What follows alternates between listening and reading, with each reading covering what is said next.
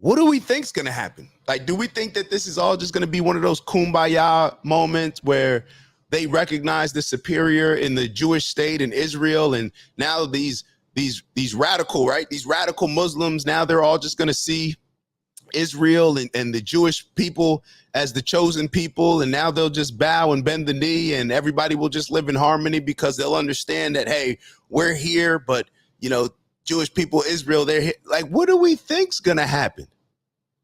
Oh my God. Family was kidnapped. Like, I'm really trying to ask myself, if my family was kidnapped, or if a family was kidnapped, maybe not related to us, we don't want to manifest that, but if a family was kidnapped and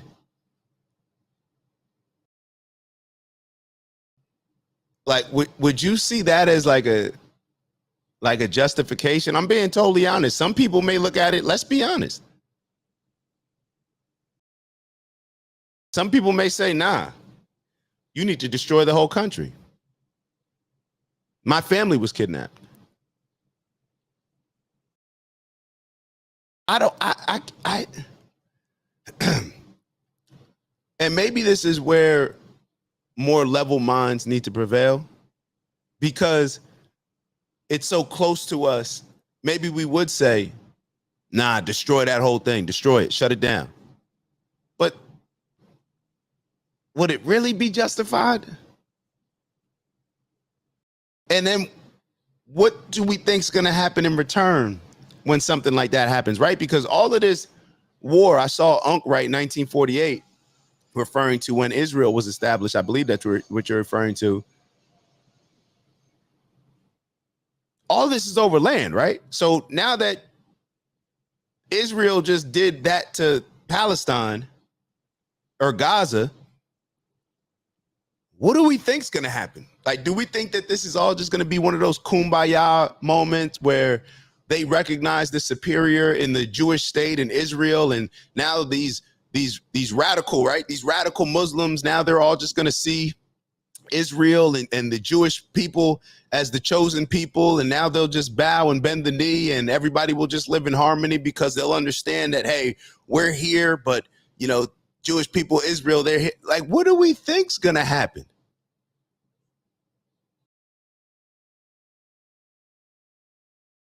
This is when other countries should get involved. Other people have to get involved, because yes, if you take somebody from us, we know we're willing to crash out and do whatever to get that person back, because we're locked in that mode. But why is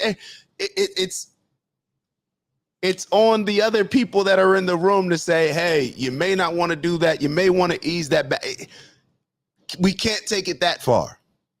First and foremost, want to give a huge shout out to everybody that continues to tap in with us, like and subscribe and join our community. If you haven't already, please make sure that you do. We look forward to engaging in some dope combo with you that can help us all elevate. So like, subscribe, and maybe even share the video if you're feeling real generous. On that note, we'll let you get back to the video. See you soon.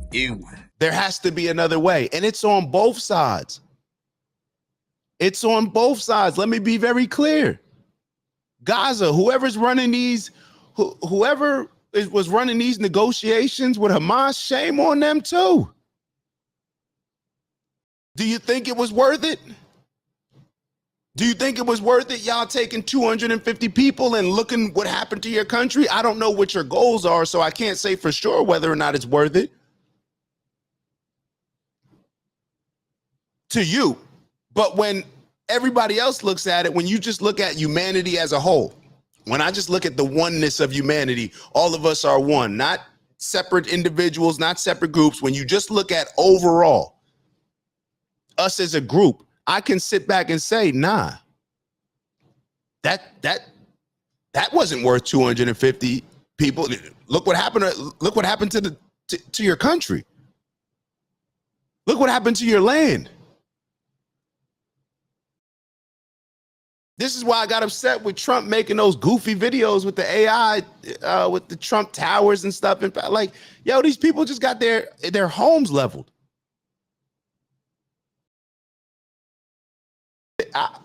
Look, man, I remember, well, I don't remember, I wasn't there, but, you know, looking back when Malcolm said, What did Malcolm say? The chicken's coming home to roost. American arrogance can be turned to humility very quickly. American arrogance can be turned humble very quickly. See, we live on this high horse thinking that we're safe, thinking that, hey, you know, we got water behind us. We got a whole ocean. We're not finna take any of these hits. If anything, it'll just be some of the bases. You know, we've got some family and friends that may be stationed on these bases, but I'm just glad it's not us. Let's be real. What are you thinking? Because if it was a real threat, or you thought it was a real threat, would we still be having this same type of energy?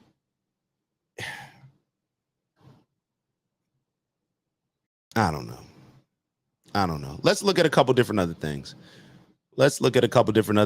Hold on. We have a couple comments. So Kui said, how long has there been war in the Middle East? Yeah, right. Like what? Yo, what are we doing? Is this really how we solve problems as humanity? Like for the younger generations growing up, is this what they're going to see? Like, this is how you solve problems? Damn. All right, let me take a look at this video. So my boy posted a video that I thought was dope. We'll take a look at it. Shout out to my boy Chris Broby.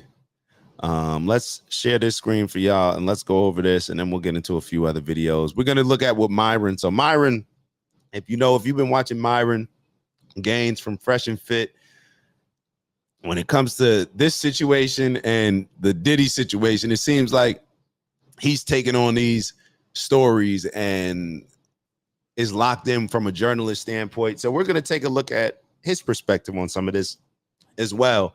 Some of it you may agree with, some of you may disagree with, but we'll check out this video first that I was telling you about my boy.